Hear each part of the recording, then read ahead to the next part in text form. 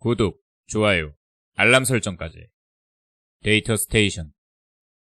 자, 이번에는 우리가 프로그래밍에서 특정 조건이 걸렸을 때 어떤 문장을 수행하는 조건문이랑 특정 액션을 반복해주는 반복문에 대해서 간단하게 알아보도록 하겠습니다.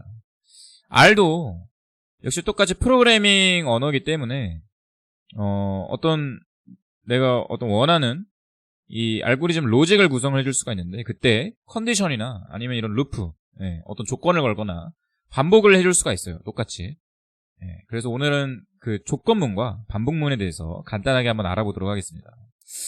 우리 R 스튜디오 이렇게 오픈을 해주시고, 우리 하던 대로 R 스크립트를 하나 오픈해서 여기다가 이렇게 한번 입력을 해볼게요. 우리 A라고 하는 변수에다가 10이라고 하는 값을 하나 선언을 해주고요. 여기 아래다가 이렇게 한번 써보도록 하겠습니다. if 이렇게 써주시고, A가 5보다 크다면 먼저 조건이 들어와요. 우리 파이썬 하신 분들은 익숙하게 하시겠지만 여기 이렇게 조건이 먼저 들어오고요. 그 다음에는 중괄호를 써줘서 이 중괄호 안에다가 내가 이 조건이 부합될 때 수행시킬 문장을 써주시면 됩니다. 그래서 프린트 이렇게 써주고, 이렇게 써볼게요. A는 5보다 크다. 이렇게 써주고요. 이 조건이 만족하지 않을 때는 어떻게 해주느냐, 여기 이 중괄호 바로 뒤에다가 else라고 하는 구문을 써줘서 또 else 구문 뒤에 또 이렇게 중괄호를 쳐주시고, 프린트 똑같이 A는 5보다, 이번엔 어때요? 작다? 요렇게 한번 입력을 해보도록 하겠습니다. 그리고 이제 맨 커서가 끝나는 부분에 실행을 시켜주시면은 위에 있는 if 구문, 이 조건문이 한꺼번에 작동되는 걸 보실 수가 있죠. 그래서 파이썬이랑 똑같이 이 A라고 하는 이 값에 데이터를 먼저 선언을 해주고, 그리고 첫 번째 조건, 이 조건에서 이 조건이 만족하는지를 먼저 테스트를 합니다. true, false로 이제 값을 확인을 하겠죠. 이 조건이 만약에 참이다라고 하면은 이 조건에 종속되어 있는, 여기서는 이제 중괄호로 이 조건의 종속 문장을 중괄호로 표현을 해줘요. 중괄호로 포함되어 있는 이 종속 문장을 출력을 해주고요. 만약에 이 조건이 틀리다라고 하면은 이 종속 문장을 건너뛰고 else에 있는 종속 문장, 이 문장을 실행시켜주게 됩니다. 그래서 우리 이제 R에서는 우리 중괄호를 이용해서 어떤 조건의 종속관계, 이 조건 문장의 종속관계를 실행해주는 종속 문장을 이렇게 써줄 수가 있고요. 만약에 우리 또 여러 가지 조건을 한번 또 넣을 수가 있겠죠. 우리 이번엔 B라고 하는 값에다가 95라는 값을 입력받아서 이 값이 90 이상이면은 A다, 80 이상이면 B다, 이렇게 여러 조건이 있는 조건을 한번 만들어 보겠습니다. 여러 조건. 위에는 이 조건을 만족하거나 또는 만족하지 않을 때죠. 근데 아래는 이 조건을 만족하지 않으면 다른 조건을 한번 더 테스트해보고, 이런 식으로 여러 가지 조건을 걸 때 비슷합니다. 90점을 먼저 넘는다라고 하면은, 먼저 이 첫 번째 조건이 90점을 만약에 넘는다라고 하면은 여기에다가 어떻게 써주면 되느냐, 프린트 A 학점을 줘보도록 할게요. 우리가 A 학점을 주도록 하고, 그 다음에 만약에 이 조건을 만족하지 않는데 내가 한 가지 조건을 더 걸어주고 싶어, 이럴 때는 어떻게 써주느냐, 여기다가 else if라고 하는 구문을 써줘서 여기다가 이번에 두 번째 조건을 써주시면 되겠습니다. 그래서 이번에는 80점 넘는 점수를 예를 들어서 B 점수를 주도록 해볼게요. B 이렇게. 그리고 만약에 내가 또 조건을 걸고 싶으면은 여기 뒤에다가 이번에 또 B가 이번에는 70점을 넘더라, 그러면은 C가 출력될 수 있도록 이렇게 우리가 써줄 수가 있고요. 위에 있는 모든 조건이 만족되지 않을 때는 else로 또 끝내주면 되겠죠. 프린트 낙제점 F를 주자. 네, 이렇게 한번 실행을 해보죠. 그래서 먼저 변수 b에다가 95라는 값을 먼저 집어넣고 아래에 있는 조건 문장을 실행시켜주면은 95점은 맨 첫 번째 조건, 90점이 넘는 조건에 해당하니까 아래에 있는 문장이 다 실행이 안 되고 바로 프린트 A가 이 B는 90보다 크거나 같다라고 하는 문장에 이 조건 문장에 종속되어 있는 프린트 A라고 하는 이 구문이 출력되는 걸 보실 수가 있습니다. 만약에 여기를 75라고 바꿔볼까요? 그럼 어디서 걸리죠? 75점은 이 조건을 만족하진 않으니까 건너뛰고요. 두 번째 조건으로 내려오죠. 그러면 두 번째 조건 80보다 크냐? 그 조건도 만족하지 않겠죠? 그러니까 이 조건도 건너뛰고. 근데 세 번째 조건을 보니까 70보다는 커요. 그럼 여기서 이제 멈추게 되겠죠? B를 다시 75로 선언을 해보고 아래에 있는 함수를 실행시켜보면은 C라는 값이 이렇게 출력이 되게 됩니다. 이런 식으로 우리가 여러 개의 조건을 걸어서 여러 개의 조건을 판별하는 로직을 한번 짜줄 수가 있어요. 만약에 이제 여기다 내가 어떤 외부로부터 값을 입력받고 싶다라고 하면 어떻게 해주면 되느냐? 여러분 이렇게 해주시면 됩니다. 요렇게 해주시면 돼요. 우리 벡터 형태로 값을 입력받으면 되는데 readLine이라고 하는 함수를 써서 이게 이제 input 함수랑 비슷한 거예요. 어떤 값을 입력받는 함수. insert number 이렇게 써보도록 하겠습니다. insert number 이렇게 써주고 실행하면은 여기 이렇게 아래 콘솔 창에 내가 어떤 값을 입력할 수 있는 창이 나와요. 그래서 내가 여기에 뭐 예를 들어서 85점이다 입력을 하면은 B라고 하는 이 변수에는 85점이 선언이 되어 있고요. 그 아래 있는 걸 실행시키면은 이 두 번째 조건에 걸려서 이 문장이 판별이 나는 것을 보실 수가 있죠. 이렇게 조건문을 우리가 걸어줄 수가 있습니다. 굉장히 직관적이고 간단하죠. if 이 조건이 아니면 else if 그리고 위에 있는 모든 조건이 만족하지 않으면은 else 요렇게 우리가 써줄 수가 있습니다. 굉장히 간단하게 우리가 써줄 수가 있고 반복문 한번 볼까요? 이번엔 반복문. 내가 이번에는 특정 행동을 반복해서 한번 해보고 싶어. 반복문에는 일단 기본적으로 두 가지 구문이 있어요. 첫 번째로 while문이 있습니다. 특정 조건이 만족되는 동안 아래에 있는 종속 문장이 반복돼서 수행되게끔 특정 조건이 만족되는 동안 종속 문장이 실행되는 while이라고 하는 문장이 하나 있습니다. 한번 이렇게 써볼까요? y에다가 우리가 제로라고 하는 값을 선언을 해주고요. while이라고 하는 함수를 써서 이렇게 해보도록 하겠습니다. y가 만약에 5보다 작다? 5보다 작으면은 이 아래에 있는 이 종속 문장을 이제 실행을 시켜주는 거죠. 실행을 시켜주는데 어떻게 실행시켜줄 거냐? 프린트 high라고 하는 글자를 먼저 출력을 해주고요. 그 다음에 이렇게 해버리면 어떤 일이 일어나냐면은 이 y는 어쨌든 0이라는 숫자로 계속 선언이 되어 있기 때문에 이 프린트 하이 이 조건이 만족되는 동안 이 문장이 수행된다고 했었죠. 이 프린트 구문이 계속 나올 거예요. 계속 멈추지 않고. 그래서 이렇게 한번 써보도록 하겠습니다. y에다가 기존의 y에다가 2를 더해서 새로 y를 갱신해주는 형태로 값을 업데이트 해줄 거예요. 그래서 한번 이렇게 실행해볼까요? 그럼 어떻게 되느냐? y에다 먼저 0을 넣어주고 while문을 실행을 해주게 되면은 high라고 하는 글자가 총 하나, 둘, 셋, 넷, 5번 실행되는 걸 보실 수가 있습니다. 그러니까 어떻게 된 거냐?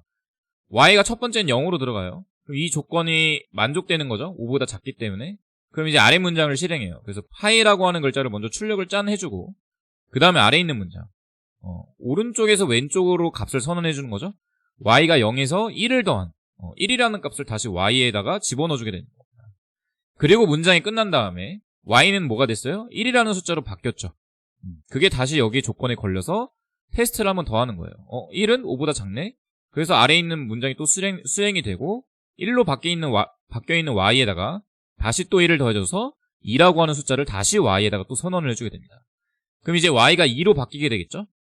2로 바뀌게 되고 그 y가 다시 위의 조건을 또 테스트하고 이런 식으로 쭉 반복이 돼서 y가 5가 되는 순간 이 조건이 만족하지 않기 때문에 여기 이 조건이 만족하지 않기 때문에 아래에 있는 종속 문장을 수행하지 않고 프로그램이 멈추게 되겠죠. 그래서 총 5번의 하이를 출력한 다음에 y는 0에서부터 5까지 계속 이 아래에 있는 이 문장으로 인해서 업데이트가 되고 문장이 종료되는 것을 보실 수가 있습니다. 이렇게 특정 조건에 걸려있는 특정 조건을 만족시키는 동안 종속 문장이 수행되게끔 하는 반복문을 우리가 이제 while문이라고 얘기를 합니다. while. 그리고 한 가지 또 다른 반복문이 있어요. for 반복문이 있습니다. for 반복문. for 반복문은 특정 범위, 특정 범위가 만족되는 동안 종속 문장을 실행하는 형태로 구문이 사용이 됩니다.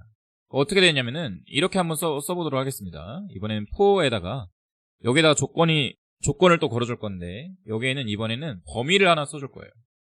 I in 1에서 10까지. 이렇게 입력하면 뭐가 되느냐? 1부터 10까지의 수를 i라고 하는 값에 하나씩 쭉 이제 대입을 해주는 거예요. 선언을 해주는 거죠. 선언을 해주는 동안 차례대로 선언을 해주게 되는데 하나씩 선언을 해줄 때마다 아래에 있는 종속 문장이 수행이 돼요. 그래서 이렇게 해서 실행을 시키면은 어떤 결과가 나오느냐? 1부터 10까지 데이터가 쭉 출력되는 걸 보실 수가 있죠. 어떻게 되는 거냐? 1이라고 하는 숫자를 먼저 i에다가 집어넣고 아래에 있는 종속 문장을 실행시킵니다. 그리고 문장이 끝난 다음에 두 번째, 이번에는 2라고 하는 숫자를 i에다가 집어넣고 아래에 있는 종속 문장이 또 실행이 돼요. 그리고 또 끝나고 그 다음에는 3이라고 하는 값을 i라고 하는 값에다 또 집어넣고 종속 문장이 수행이 되고 또 프로그램이 끝나고 이런 식으로 10까지 이 끝에 있는 수까지 값을 계속 써주면서 특정 범위가 만족되는 동안 아래에 있는 종속 문장을 수행시켜주는 형태의 구문이 바로 for 반복문이라고 보시면 되겠습니다. 이런 for 반복문을 잘 활용하면은 우리가 이제 뭐 통계현상 같은 경우도 이 R 구문으로 짜줄 수가 있어요. 뭐 예를 들어서 내가 1부터 10까지의 값을 가지고 있는 벡터의 합을 한번 구해보겠다. 1부터 10까지의 값은 V1이라고 하는 벡터, 이 벡터의 합을 1부터 10까지 합, 그러니까 뭐가 나와요? 이 V1은 1부터 10까지 이렇게 정수 형태로 하나씩 이어져 있는 형태고 이 값들을 다 더하면 55라고 하는 값이 나오겠죠, 그렇죠? 이건 우리가 학창시절에 많이 연습했던 1부터 특정 수까지 더하는 합. 이거를 이제 만약에 내가 컴퓨터 로직으로 이 포문을 이용해서 짠다라고 한다면은 이렇게 짜줄 수가 있을 거예요. sum1이라고 하는 변수에다가 0이라고 하는 값을 먼저 선언을 해주고 이렇게 한번 쓸 수 있을 겁니다. I in V1. 그러니까 이 i에다가 V1에 있는 이 값들을 하나씩 집어넣어주는 거예요. 하나씩 집어넣어주면서 어떻게 해주느냐? 저 sum1이라고 하는 값을 우리 위에서 포문에서 업데이트 하듯이 sum1에다가 이 V1에 하나의 값들, 한 가지 값들을 다 가져와서 집어넣으면서 합을 계산을 해주는 겁니다. 그래서 실행을 해주면은 어떻게 되느냐? 실행을 다 하고 sum1을 한번 출력해보면은 55라고 하는 숫자가 출력이 되겠죠. 어떻게 해준 거예요? V1에 있는 1부터 1의 값을 첫 번째 i니까 1이라고 하는 값을 가져와서 0이라고 하는 sum1이라고 하는 0이라는 값과 더해주고 그럼 sum1은 1이라고 하는 값으로 업데이트가 되겠죠. 그리고 어떻게 돼요? V1에 있는 이제 두 번째 값 2라고 하는 값을 가져와서 그 2라고 하는 값을 sum1이 업데이트된 1이라고 하는 값과 더해져서 3이라고 하는 값이 돼요. 이런 식으로 계속 합을 연산해주는 업데이트 형태의 연산을 쭉 진행해주게 되는 겁니다. 이건 이제 마치 사람이 1부터 10까지 계산을 해라 라고 하면은 그거를 차례로 더하는 거와 같죠? 이런 거죠. 1 더하기 2는 3이다. 그 다음에 3 더하기 3은 6이다. 그 다음에 6 더하기 4는 10이다. 이렇게 쭉 진행을 하는 거죠. 1부터 10까지 계속 이 계산된 이전의 값에 계산된 결과를 계속 다음 값에 이렇게 써주면서 이 연산의 결과를 업데이트하는 형식으로 더해주게 됩니다. 이런 식의 로직을 짜줄 수가 있어요. 근데 과연 우리가 이런 로직들을 일일이 짤 필요가 있을까? 당연히 아니겠죠. 이 R이라고 하는 프로그래밍 언어는 뭐예요? 제가 저번에도 설명드렸다시피 통계를 목적으로 만들어진 프로그래밍 언어예요. 그러다 보니까 이런 여러 가지 합을 계산하는 연산, 평균을 계산하는 연산, 이런 것들은 이미 다 함수로 나와 있는 거죠.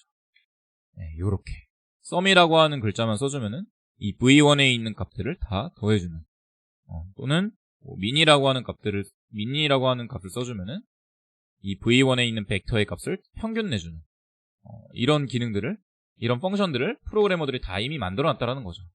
그래서 사실 이 if문이랑 for문 같은 조건문 반복문이 개발을 할 때는 우리가 쓸 수가 있는데 데이터 분석할 때는 그렇게 많이 쓰이진 않아요.